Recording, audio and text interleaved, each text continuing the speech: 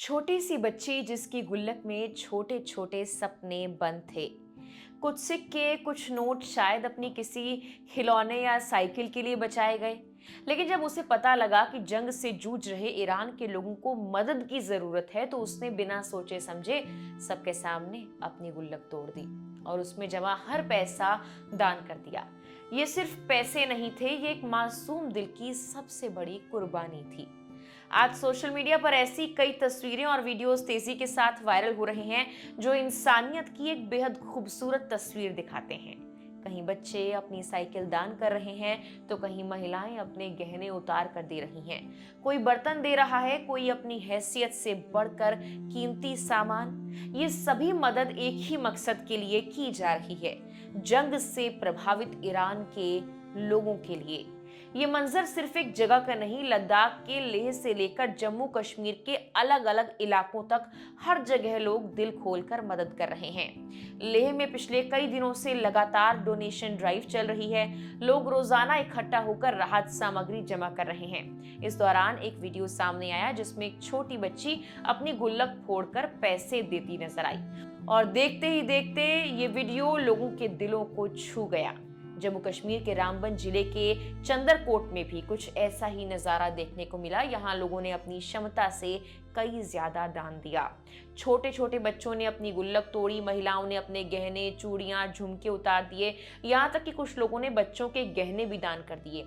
एक शख्स ने तो अपनी भेड़ तक दान में दे दी, ताकि किसी जरूरतमंद की मदद हो पाए। इन भावनाओं को देखकर भारत में मौजूद ईरानी दूतावास भी भावुक हो गया। 22 मार्च को दूतावास ने धन्यवाद देते हुए कहा कि वो भारत की इस इंसानियत और दया को कभी नहीं भूलेंगे। दरअसल 14 मार्च को ईरानी दूतावास ने लोगों से मानवीय मदद की अपील की थी, और उसके बाद से ही खासकर कश्मीर घाटी में बड़े स्तर पर दान अभियान शुरू हो गए। लोगों ने न सिर्फ ऑनलाइन बल्कि नकद में दान देना शुरू कर दिया। जिनके पास डिजिटल सुविधा नहीं थी, उन्होंने घर घर जाकर या दान स्टॉल पर जाकर मदद दी। देखते ही देखते ये एक बड़ा जन आंदोलन बन गया, जहां हर कोई अपनी तरफ से कुछ न कुछ देने की कोशिश में लगा हुआ था। जम्मू कश्मीर पुलिस के मुताबिक अब तक करीब 17 करोड़ 91 लाख रुपए के साथ साथ बड़ी मात्रा में सोना और कीमती सामान दान में इकट्ठा किया जा चुका है। सिर्फ बडगाम से करीब 9 करोड़ से ज्यादा रुपए, बारामूला से 4 करोड़ से ज्यादा और श्रीनगर से करीब 2 करोड़ रुपए जुटाए गए हैं। फर्स्ट पोस्ट की एक रिपोर्ट के मुताबिक ये दान सिर्फ मदद नहीं बल्कि एक धार्मिक भावना से भी जुड़ गया है। कई लोगों ने इसे ज़कात और सदकाए फित्र के रूप में भी देना शुरू कर दिया, ताकि ईरान के लोगों की मदद की जा सके।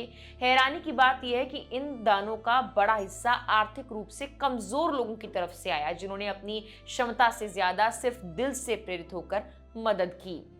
हालांकि फर्स्ट पोस्ट की रिपोर्ट में इस पूरी कहानी का एक दूसरा पहलू भी सामने आया है, जिस पर जांच एजेंसियों की नजर है। रिपोर्ट से कहती है कि कुछ बिचौलिए और संदिग्ध संगठन लोगों की भावनाओं का फायदा उठा सकते हैं। एजेंसियों को शक है जो पैसा और कीमती सामान इकट्ठा किया जा रहा है, उसका कुछ हिस्सा गलत हाथों में जा सकता है। खासकर जहां नकद में दान दिया जा रहा हो या लिया जा रहा है, वहां पारदर्शिता की कमी एक बड़ी चिंता बन गई है। अधिकारियों का कहना है कि जो लोग सीधे ईरानी दूतावास के खाते में पैसे भेज रहे हैं, उनका पैसा सुरक्षित तरीके से सही जगह पहुंचता है। लेकिन जहां बीच में लोग या संगठन शामिल हैं, वहां ये तय करना मुश्किल हो जाता है कि पैसा आखिर जा कहां रहा है। कुछ इनपुट्स में यह भी सामने आया कि कुछ ऐसे लोग जिनका पहले अलगाववाद से संबंध रहा है, इस तरह के दान अभियानों में सक्रिय हो सकते हैं। यहाँ तक कि एक गोपनीय रिपोर्ट में चैनल सिस्टम का जिक्र किया गया, जिसके जरिए फंड्स को इधर उधर किया जा सकता है। एजेंसियों को आशंका है कि इकट्ठा हुए फंड का एक हिस्सा गलत गतिविधियों में इस्तेमाल हो सकता है। यही वजह है कि अब उस पूरे मामले पर कड़ी निगरानी भी रखी जा रही है। लेकिन इन सबके बीच एक बात साफ है, इस कहानी की शुरुआत इंसानियत से हुई थी। एक छोटी बच्ची की गुल्लक से लेकर एक माँ के गहनों तक हर दान के पीछे एक सच्ची भावना है, किसी अनजान इंसान का दर्द कम करने की। अब जरूरत सिर्फ इस बात की है कि ये मदद सही हाथों तक पहुंचे, ताकि जिनके लिए दान दिया गया है उन्हें सच में इसका फायदा मिल सके। फिलहाल के लिए इस वीडियो में इतना ही।